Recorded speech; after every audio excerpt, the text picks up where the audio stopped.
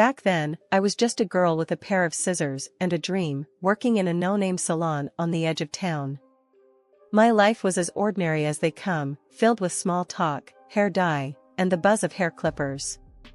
Then, he walked in, a regular Joe needing a trim, but that haircut was about to change everything. "Hey, got time for a walk-in?"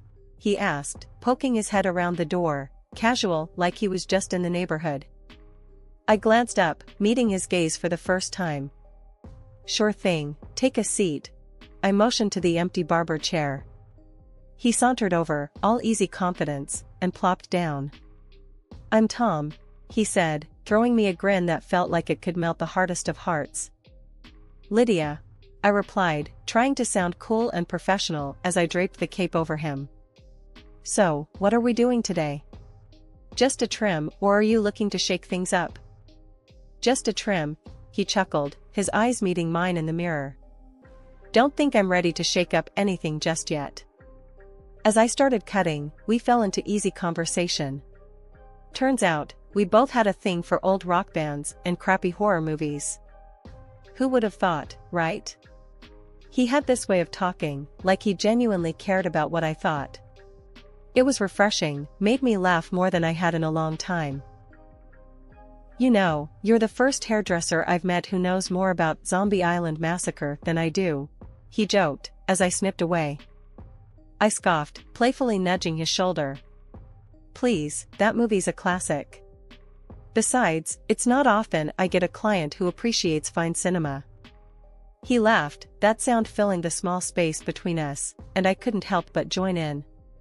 By the time I was done with his hair, it felt like we'd known each other for years instead of minutes. "There, all set," I said, brushing off the last few hairs from his neck. "What do you think?"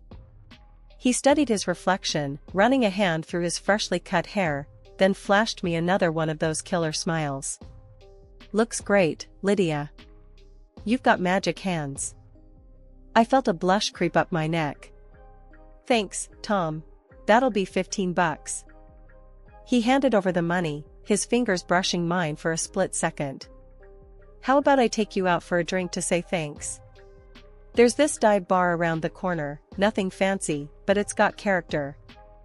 I hesitated, not because I didn't want to go, but because it felt like stepping into uncharted territory. "I don't know." "Come on," he coaxed, his eyes twinkling with a mix of challenge and something softer. "When was the last time you did something spontaneous?" That night at the bar, Tom and I talked about everything under the sun, from our dreams to our favorite pizza toppings. Our casual dates quickly turned into something more. Nights out at the dive bar became cozy evenings in, cooking dinner together or binging on those crappy horror movies we both loved. Our banter was easy, full of laughs and those tough, no-bullshit conversations that only made us closer. "Lydia, I think this is it for me," Tom declared one evening, his usual playful tone replaced by something deeper, more serious. His sincerity took my breath away. "Tom, me too. I've never been this happy." Not long after, we decided to tie the knot. A couple of years down the line, our son, Alex, came into the world, making our small family feel complete. Watching Tom become a father was like falling in love with him all over again. Raising Alex was a wild ride, filled with laughter, late-night feeds, and learning on the fly. Tom and we were figuring it out as we went, leaning on each other through the sleepless nights and the baby milestones. Our little apartment was always a mess, toys everywhere, but it was our mess, our perfect little chaos. "Lydia, have you seen my socks?"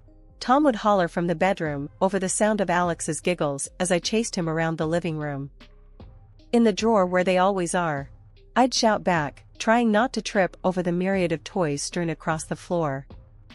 Life was good, simple but good. As Alex grew, so did our family dynamic. He was this bright, curious kid with a wild imagination and an even wilder energy level. Keeping up with him was a full-time job, but Tom and we tag-teamed it like pros. 30 years have passed at such a pleasantly insane pace. Then came the day Sarah walked into my salon. She was a breath of fresh air, with her easy smile and her way of making you feel like you'd been friends for years. As she sat in my chair, pouring her heart out about her recent breakup, I found myself genuinely caring about this girl, her story touching something in me. Men are trash, she huffed, a fire in her eyes as she recounted her tale of woe. I couldn't help but laugh, snipping away at her hair. Not all of them, surely. I got lucky with mine, but it took a few frogs to find my prince. She smiled at that, a real smile that reached her eyes. You give me hope, Lydia. It was during one of these sessions that Alex decided to drop by, something about needing to borrow money for God knows what. The moment he and Sarah met, it was like watching a live spark. They hit it off instantly, their chemistry undeniable. Mom, Sarah's cool, where'd you find her? Alex asked later, trying to sound nonchalant but failing miserably. In my chair, where else? I teased, knowing full well what was brewing between those two. Sure enough, they started dating, and it wasn't long before they were inseparable. Watching them together, it was like witnessing a whole new chapter beginning, not just for them, but for our family too. Their whirlwind romance led them down the aisle in no time, and Tom and I found ourselves welcoming Sarah into the family with open arms. Dad, I'm gonna marry her, Alex announced one day, a serious look on his face. Tom clapped him on the back, a broad smile spreading across his face. You've got my blessing, son. Just make sure you're ready for the wild ride that is marriage. And what a ride it was. Their wedding was a simple affair, much like ours had been, but it was perfect. There was laughter, dancing, and an overwhelming sense of joy that filled the air. Welcome to the family, Sarah, I said, pulling her into a hug. You're stuck with us now, for better or worse. She laughed, hugging me back. Wouldn't have it any other way, Lydia. Our family gatherings became the highlight of our weeks, filled with good food, great company, and the inevitable stories of Alex trying to impress Sarah with his not-so-impressive cooking skills. Mom, tell Sarah about the time I made that 3-course meal, Alex would say, puffing out his chest with pride. I'd exchange a knowing look with Sarah, then dive into the tale, embellishing here and there for comedic effect. Well, the fire department only had to come once, so I'd say it was a success.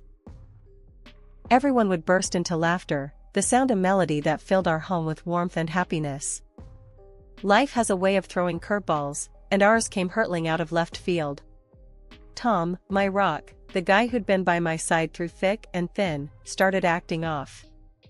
It was little things at first, staying late at work, business trips that seemed to pop up out of nowhere. Tom, you're working late again?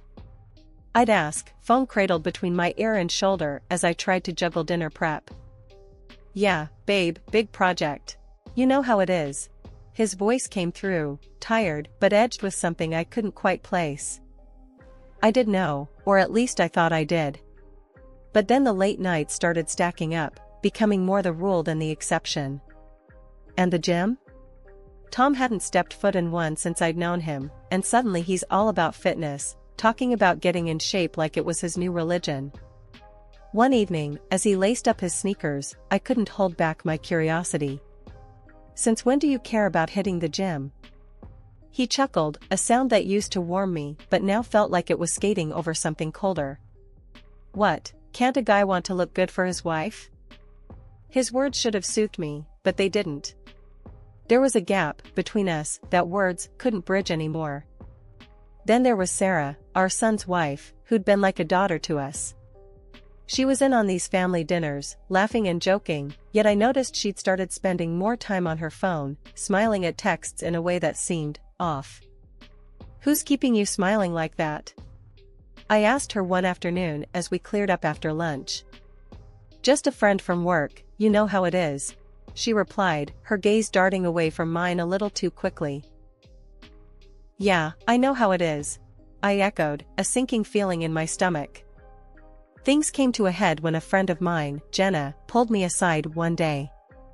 We were at the market, and out of nowhere, she said, Lydia, I saw Tom at the hotel downtown, and he wasn't alone. My heart stopped. What are you talking about, Jenna? Tom's been on a business trip. She hesitated, then pulled out her phone, showing me a video. There he was, my Tom, arm around a woman. That alone was a gut punch, but when the woman turned her face towards the camera, the ground slipped away beneath me. It was Sarah. I felt like I was choking, the air too thick to breathe. This has to be a mistake, I whispered, more to myself than to Jenna. I wouldn't tell you if I wasn't sure, Lydia, Jenna said, her voice full of sympathy I didn't want or need. I nodded, numb, asking her to send me the video before we parted ways. When I got home, Tom was his usual self, asking about my day with that same distracted air. I looked at him, really looked at him, and saw a stranger where my husband used to be. Everything's fine, I lied smoothly, the words tasting like ash in my mouth. Just the usual day. I needed time to think, to plan, to figure out what the hell I was going to do.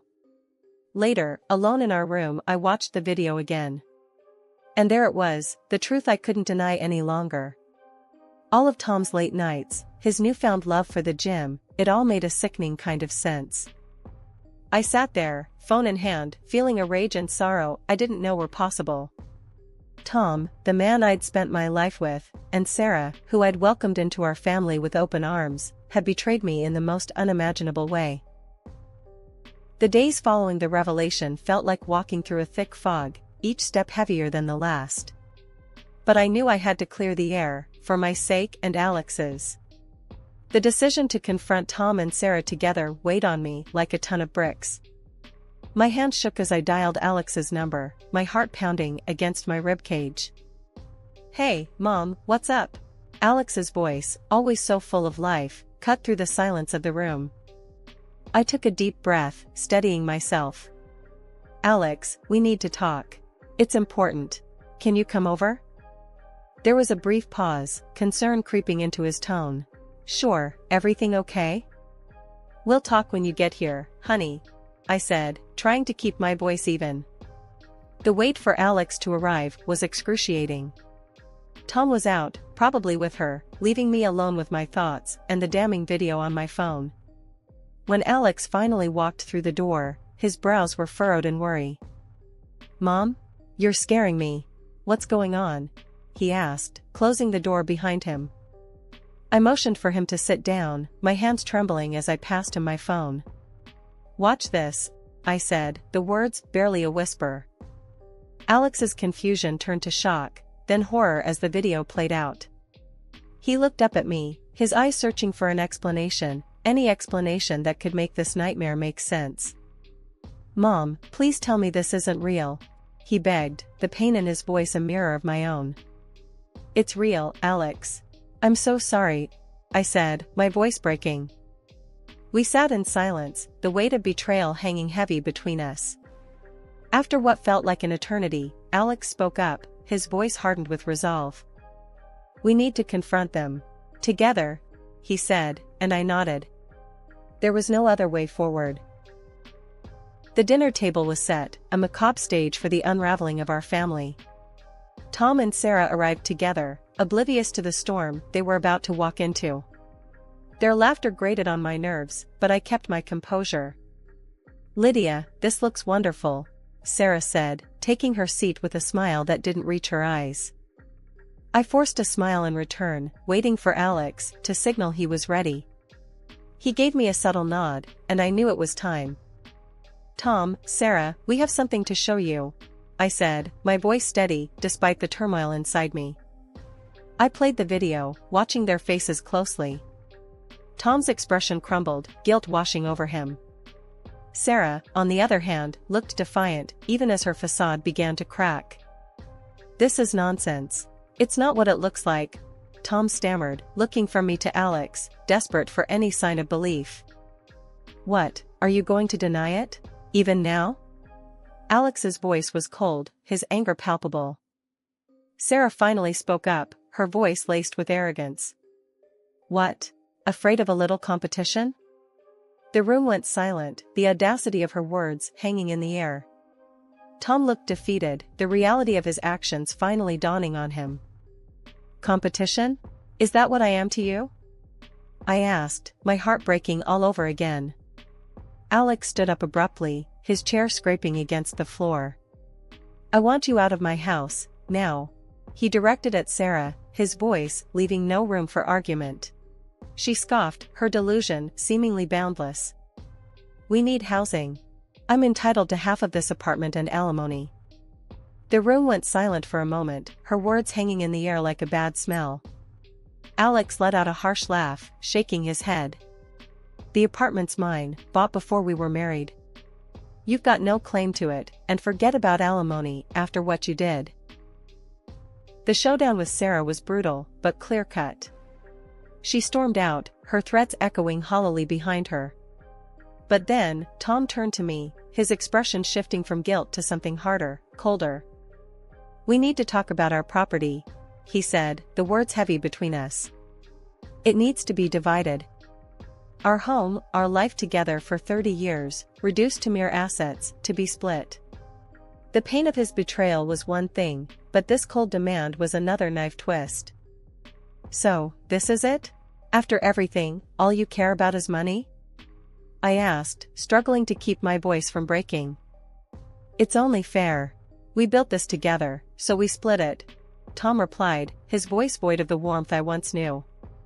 The divorce was nothing short of a soap opera, with more drama and screaming than I'd ever experienced in my life. Courtrooms aren't exactly the place for airing family secrets, but there we were, laying it all out for the judge to see. Tom had decided to throw in his lot with Sarah, his son's ex-wife, of all people. If you'd told me a couple of years ago that my life would turn into this mess, I'd have laughed in disbelief. After the judge banged that gavel for the last time, declaring us officially divorced, Sarah had the nerve to gloat. Guess you're on your own now, huh? Kinda old to find someone decent, she sneered, thinking she'd struck a nerve. I just smiled at her, shaking my head. Honey, if Tom's your idea of a decent man, I'm better off alone, I said, walking away with my dignity intact. Let her have Tom and all the headaches that came with him. I had bigger fish to fry. With my share of the property settlement, I bought a modest apartment in a quiet part of town. It was no palace, but it was mine, a fresh start.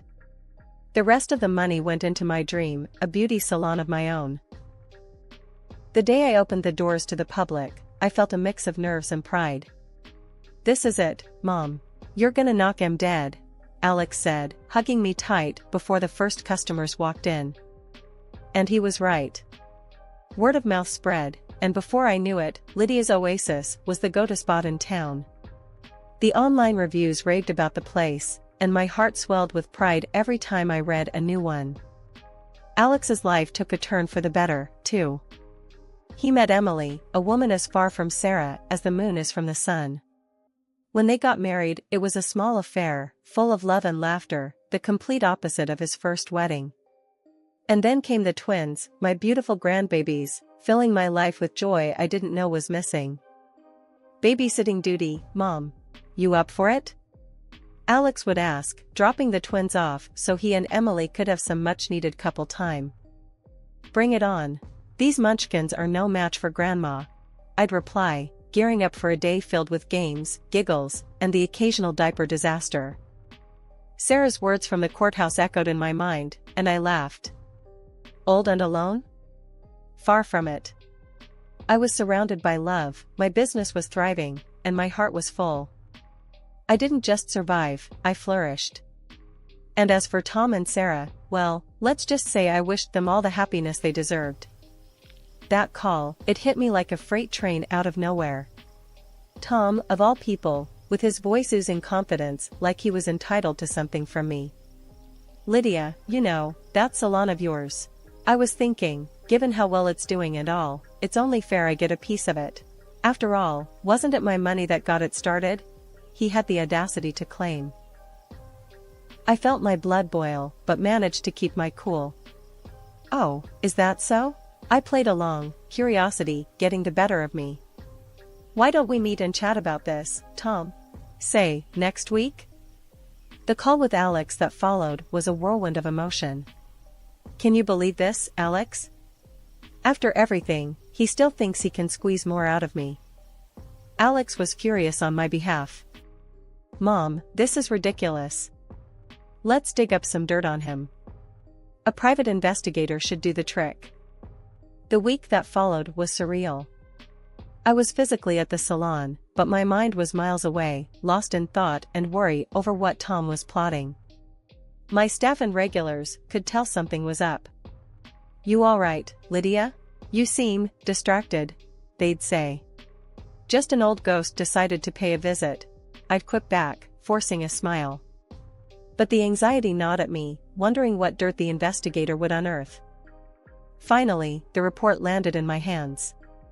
The findings were a mix of the expected and the utterly shocking. Tom and Sarah's life wasn't the picture-perfect scene they had been painting. Oh, how the mighty had fallen. I couldn't help but laugh, a deep, guttural sound that surprised even me.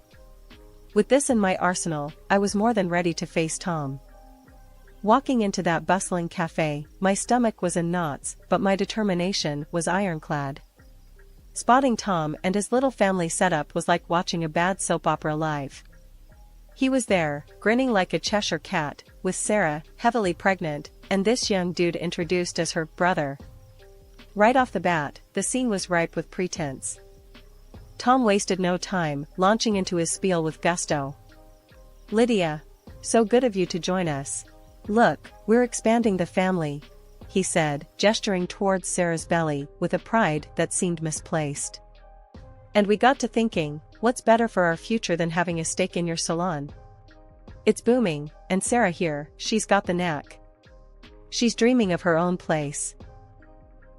I couldn't help but laugh, not a polite chuckle, but a deep, from-the-gut laugh. "Tom, you're dreaming if you think you're entitled to any part of my salon. But, let's cut to the chase, shall we? You, my dear ex-husband, are not the father of Sarah's baby." The table went dead quiet, the air thick with tension. Tom's smile faltered, confusion etching his features. "Lydia, what the hell are you talking about?" I took my time, pulling out the photos, videos, and the clincher, the medical documents. "This young man," I said, pointing at the so-called brother, "is actually your wife's lover, not her brother. And Tom, about being a dad again, remember our little chickenpox saga? The doctor was quite clear about the aftermath, infertility." Watching the color drain from Tom's face was, I admit, a guilty pleasure. Sarah's smugness evaporated, replaced by panic, while her brother looked ready to sink through the floor. Tom leaped up, rage contorting his face, turning towards the young man with fire in his eyes. You're dead, mate." The cafe erupted into chaos, patrons scrambling to get a better view, phones out, recording every second. Sarah was shrieking, her brother trying to defend himself, and Tom looking like he wanted to tear the world apart. I stood, my voice cutting through the mayhem. "I've had enough of this circus. You three deserve each other." I didn't wait for a response, didn't look back to see the aftermath of the bomb I'd dropped. Walking out of that cafe, the air never tasted sweeter, the sun never shone brighter. After the cafe showdown, life seemed to pick up speed, barreling towards a future I was eager to meet head-on. One morning, as I unlocked the salon's door, I was greeted by the familiar faces of my staff, each one a key player in my journey to rebuilding my life. "Morning, boss lady. Ready to conquer the day?" Jenny, my top stylist, called out with a grin. I chuckled, flipping the sign to open. "With you lot by my side? Always." The day was a whirlwind of snips and styles, laughter and gossip, the kind of day that reminded me why I'd fallen in love with this business in the first place. As we were closing up, Alex and Emily stopped by, the twins in tow, their faces smeared with what looked suspiciously like chocolate. "Grandma, look what we made at school today," one of the twins, Mia, exclaimed, holding up a drawing that was more abstract than anything. I crouched down to their level, pulling them into a hug. "This is going straight on the fridge, my little artists." Alex watched us, a soft smile on his face. "You're doing amazing, Mom. I'm proud of you." I stood up, ruffling the twins' hair. "We're doing amazing, Alex. This family, this life, it's more than I could have asked for." That night, as I sat on my balcony, watching the sunset paint the sky in hues of orange and pink, I couldn't help but feel grateful. Grateful for the struggles that had shaped me, for the betrayal that had tested me, and for the love that had seen me through. Tom and Sarah were now just footnotes in my story, a story that was far from over. I had chapters yet to write, adventures yet to embark on, and love yet to give. The dawn of a new day had never felt so sweet, so full of promise.